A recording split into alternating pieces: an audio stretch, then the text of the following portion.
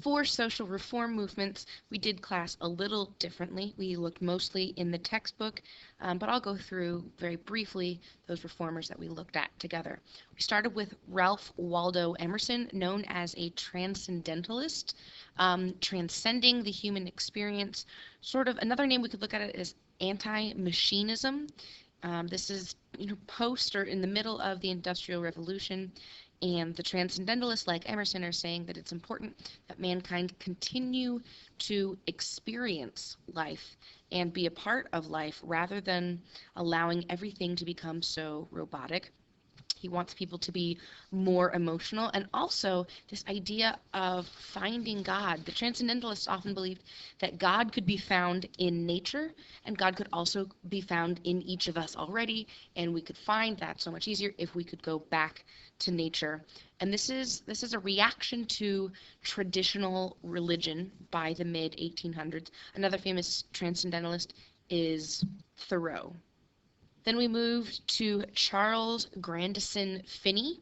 He was known for the Second Great Awakening.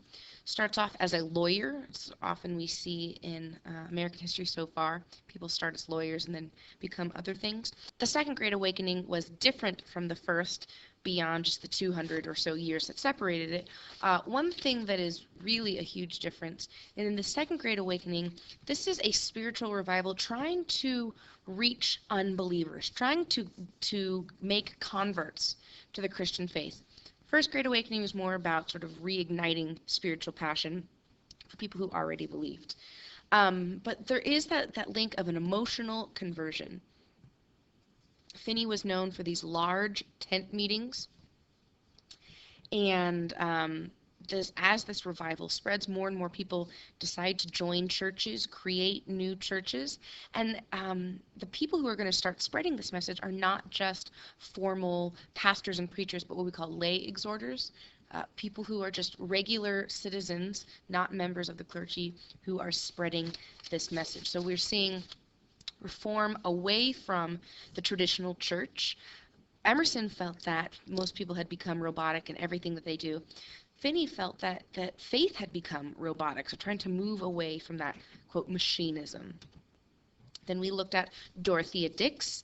She is known most for her impact in creating hospitals and asylums for the mentally impaired. She helps create legislation to protect these individuals rather than allowing society to look at them as freaks, really. I mean, some of these lunatic asylums would allow people to pay a fee and come look at these people. I mean, it's absolutely inhumane, and the hospital systems, the state-run hospital systems that now to us are very commonplace, only existed because of Dorothea Dix's work.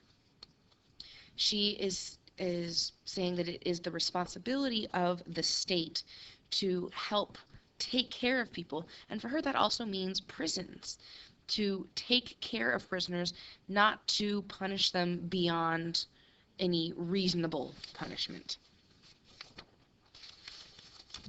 Then we moved on to Horace Mann, another lawyer. He is known mostly for public education. Lawyer like Charles Grandison Finney, but one thing where they are majorly different is that Horace Mann believed that education was more important than faith.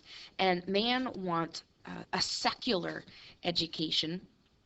He wants everyone to have access to that education, and he wants it to be publicly funded. He wants everyone to have access to this, and this is sort of very different from the founding of this country.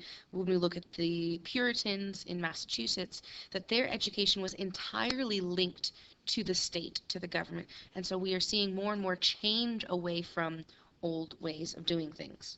Then we didn't really talk much in class about Elizabeth Cady Stanton. We looked a little bit of her biography, and then for your assignment, you were looking at the Declaration of Rights and Sentiments that she wrote in 1848 at the Seneca Falls Convention. The last major issue we are covering with this is the issue of slavery and the abolition of slavery. We looked at two people. First, William Lloyd Garrison. He was a publisher. He prints the Liberator newspaper from 1831 in New England, and he is vehemently abolitionist, anti-slavery. He wants immediate abolition of slavery. And he even inspired people attacking his printing office and his newspaper.